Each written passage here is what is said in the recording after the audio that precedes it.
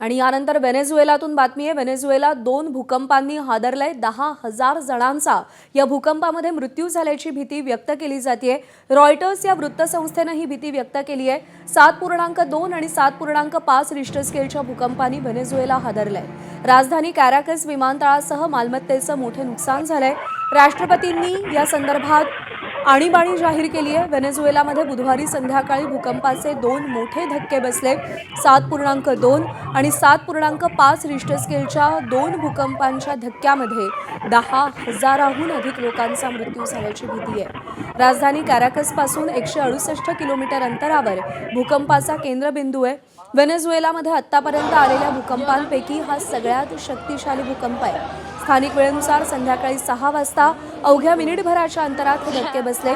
भूकंपाच्या धक्क्यानं इमारती कलंडल्या होत्या। लोक घरातून रस्त्यावर जाण्यासाठी सैरावैरा धावत बाहेर पडत होते। राजधानी कॅराकसच्या विमानतळावरही हाहाकार माजला होता।